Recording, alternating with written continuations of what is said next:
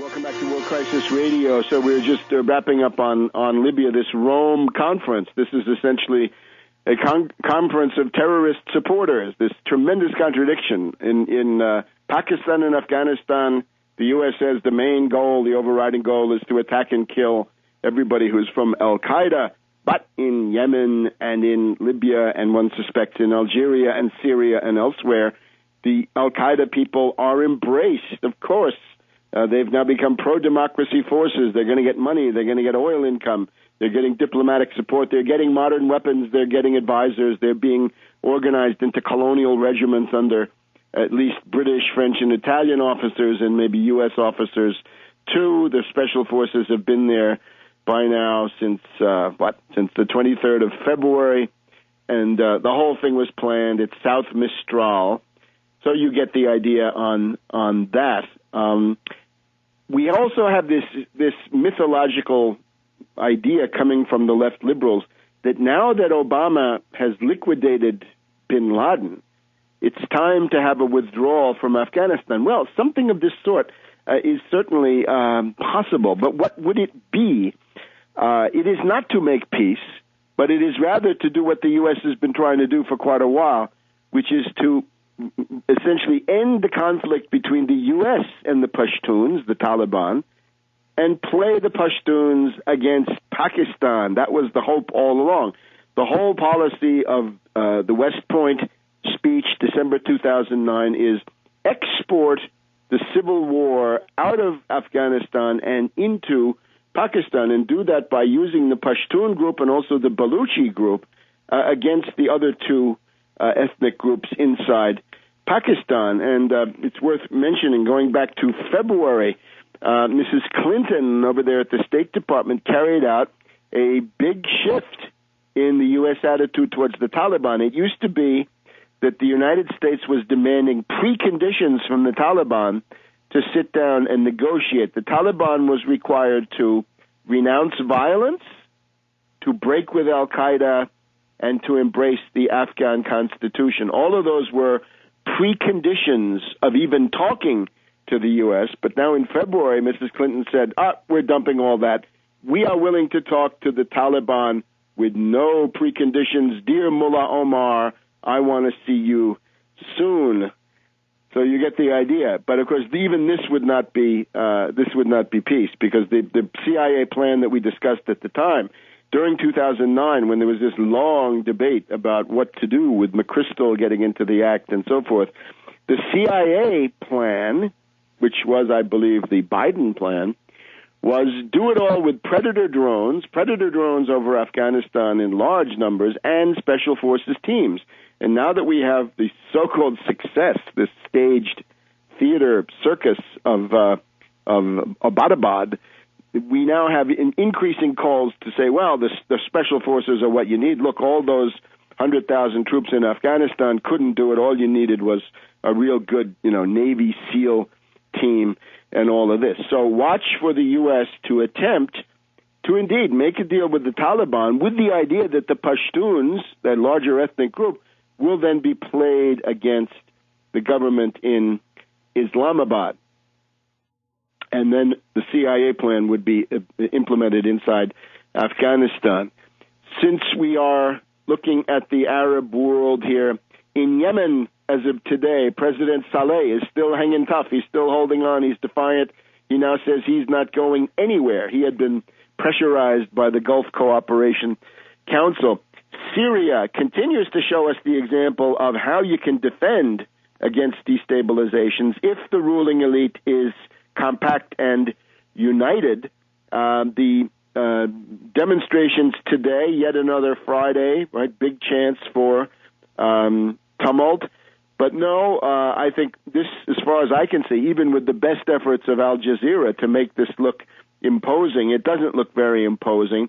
And the way they're doing it in Syria is preventive troop deployment. In other words, you put tanks in the streets and keep them there way before the Friday so that it becomes much harder for people to come out. Al Jazeera is pushing, along with other imperialist media, the line that Syrians are no longer afraid. They're no longer afraid. They're coming out. They have contempt for death. They don't care. except that, of course, in Damascus, no demonstrations of any note in a heavily centralized country. So the big Syrian Friday falls flat.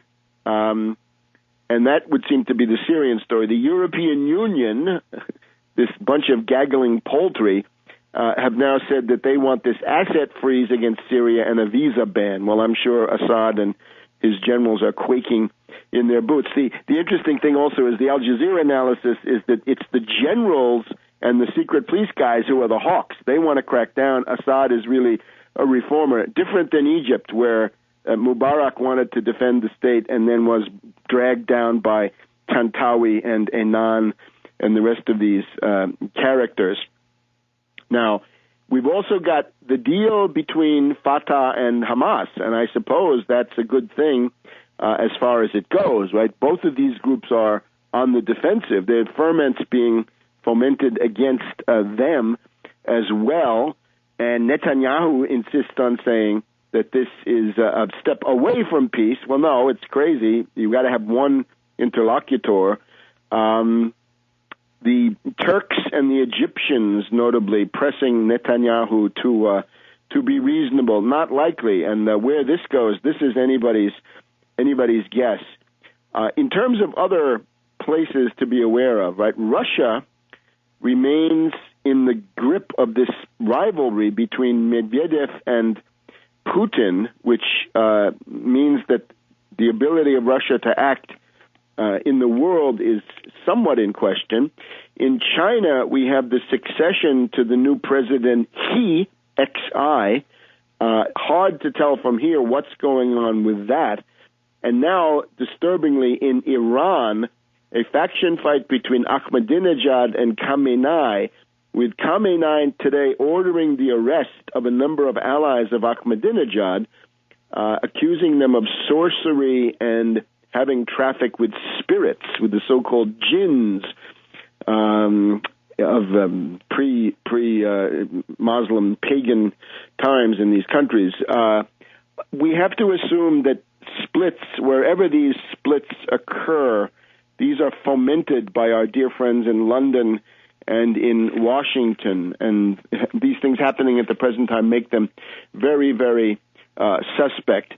Now, just in terms of Assange that we mentioned before, Assange this week gave an interview, I believe, to Russia Today, and he made earth-shaking revelations. Assange told us what shocked us, and nobody would have believed it, that Facebook is a mechanism for spying on people. Wow, we're blown away. Who would have thought it? Who ever would have believed it? Well, pardon the irony. I hope you realize that was irony. Assange, of course, being an artist in the CIA genre of limited hangout, wants you to think that his tired, superficial, idiotic scandals are somehow the great earth-shaking thing. Remember, he doesn't like 9/11 truth, doesn't want to hear anything about the big covert operations of the age. He is part today of one of the covert operations of the age, the so-called Arab Spring, which I would call the putsch wave, the wave of putches across the Arab world. The stuff that he tells you is stuff that you already knew. You can find clips of me on Tarpley.net. Go back to about a year ago, and you'll find me telling that Facebook, of course, is a tool of the U.S. intelligence community, offensively, as in Iran, and in a sense of intelligence gathering, that too.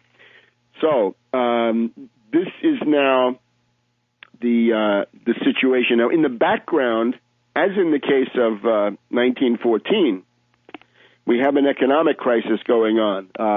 The dollar is now at a 3-year low compared to most currencies. And here in the Washington Post of Wednesday, May 4th, we have an article about the dollar at risk.